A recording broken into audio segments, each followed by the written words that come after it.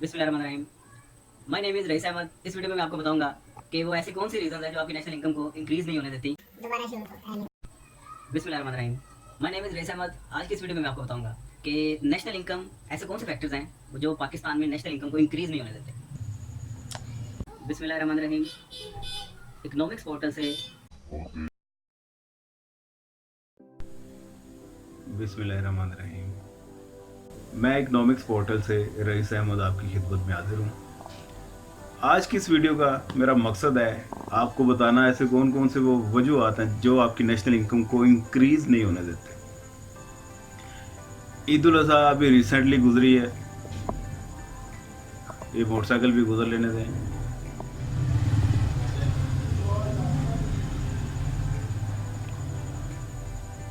बेशुमार जानवरों की कुर्बानी की गई, हर गली हर मोहल्ले में माशाल्लाह रौनक लगी हुई थी, बहुत ज़्यादा कुर्बानी की गई। गाय, दुम्बे, बकरे, ऊंट। तो एक क्वेश्चन माइंड में आता है, जब आपकी इकोनॉमी इतनी वाइब्रेंट हो, इतनी ज़्यादा एक ऐसा फेस्टिवल आ गया जिसकी वजह से आपकी सर्कुलेशन में इनकम बहुत ज़्यादा आ गई, लेकिन उसके बावजूद आपकी नेशनल इनकम क्यों नहीं इंक्रीज़ करती? तो इसकी वजूहात क्या हैं, ये वीडियो बनाने का मकसद वो वजूहात ही आपको बताना है। तो बिग पुश थ्योरी है एक, उस थ्योरी में यही बताया गया है कि डेवलपिंग नेशन, गैर तरक्की याफ्ता ममालिक, वो तरक्की इसी वजह से नहीं कर पाते क्योंकि उनको कोई बिग पुश इन्वेस्टमेंट नहीं मिलती। छोटी छोटी इन्वेस्टमेंट होती रहती हैं, सरमायाकारी होती रहती हैं, जिसकी वजह से आपका मुल्क जो सा है वो इतनी ज़्यादा तरक्की नहीं कर पाता, वो उन्हें अपने सर्कुलर एक डेप्थ में फंसा रहता है। तो आपके पास एक ऐसा फेस्टिवल मौजूद है जिसकी वजह से आपको एक बिग पुश मिल जाता है, तो उसके बावजूद आपका मुल्क तरक्की नहीं करता।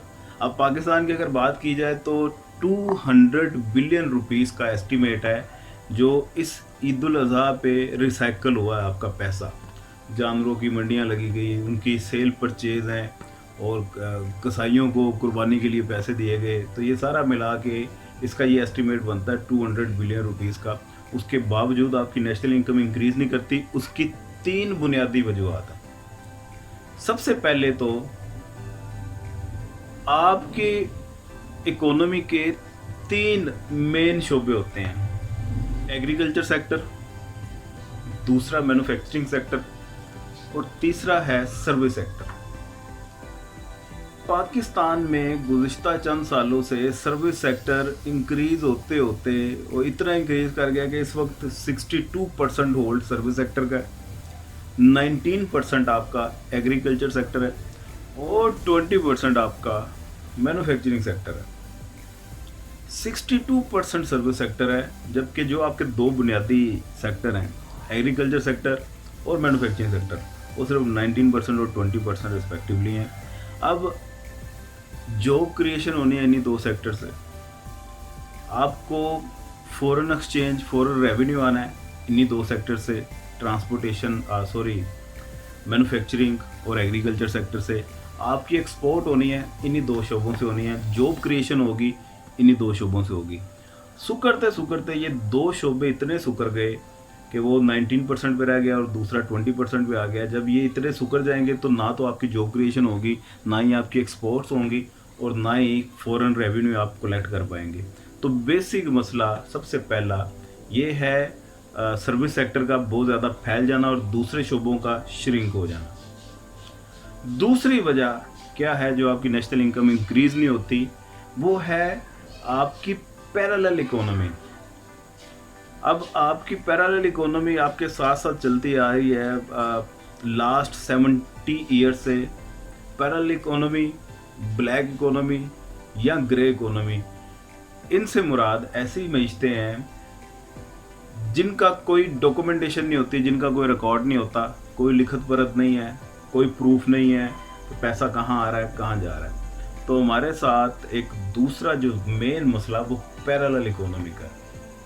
ठीक है, 2 बातें समझ आ गई। एक तो आपका ये सेक्टर्स जॉब क्रिएशन ही नहीं हो रही, जॉब क्रिएशन करने नहीं दे रहे, और दूसरा पैरेलल इकोनॉमी। तीसरे नंबर पे जो बुनियादी वजह है वो आपका बजट डेफिसिट है। आपका खसारा 3.2 खरब रुपए का आपका खसारा है। 3.2 खरब रुपए के खसारे में से 1100 अरब का खसारा सिर्फ आपके गवर्नमेंट इदारे वो कर रहे हैं, जिसमें PIA है, स्टील है और अदर 195 इदारे हैं।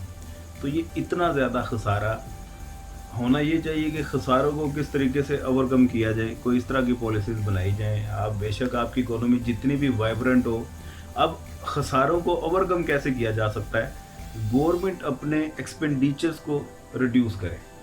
अब 2008 और 2009 में जो बजट पेश किया गया उसमें करंट गवर्नमेंट एक्सपेंडिचर्स वो 1.5 खरब रुपीस थे। इस साल जो रिसेंट आपका लास्ट बजट पेश किया गया है उसमें गवर्नमेंट करंट एक्सपेंडिचर 7.2 खरब रुपए के हैं। यानी कि तकरीबन इन 10 सालों में 1.5 खरब से आपके अखराजात गवर्नमेंट के इंक्रीज़ होकर 7.2 खरब रुपयों पे पहुंच गए। तो पूरी दुनिया में कोई ऐसी मिसाल नहीं मिलती जहां पे हुकूमत का 10 सालों में 500% अखराजात में इजाफा हो गया हो। यूनाइटेड नेशन के 193 टोटल ममालिक हैं, उन तमाम ममालिक में सिर्फ पाकिस्तान एक ऐसी एग्जांपल है जिसके एक्सपेंडिचर 500% तक ज़्यादा हो गए हैं लास्ट 10 ईयर में। 1700 अरब का गर्दिशी कर्जा है हमारे ऊपर। तकरीबन 2 अरब डॉलर की आपकी सालाना गैस चोरी होती है। गैस इतनी ज़्यादा चोरी हो गई तो चलो जी, इसका फार्मूला क्या है, एक एवरेज बिल बना के वो ठोक देते हैं, तो उसका बिल हम पे कर रहे हैं। बहुत सारे ऐसे लोग हैं पाकिस्तान में जिनको बिजली मुफ्त मिल रही है, तो उनका बिल भी आप, मैं, हम अवाम निकाल रहे हैं। तो ये 3 बुनियादी वजूहत हैं जिनकी वजह से आपकी नेशनल इनकम इंक्रीज़ नहीं कर पाती। तो ये आपके 3 इकोनॉमी में सुराख हैं, इनको वेल्डिंग करें, इनको रिपेयर करें। इन सुराख को जब तक आप ठीक नहीं करेंगे, जितनी मर्ज़ी आप बिग पुश ले आएँ, आपका मुल्क कभी भी तरक्की नहीं करेगा।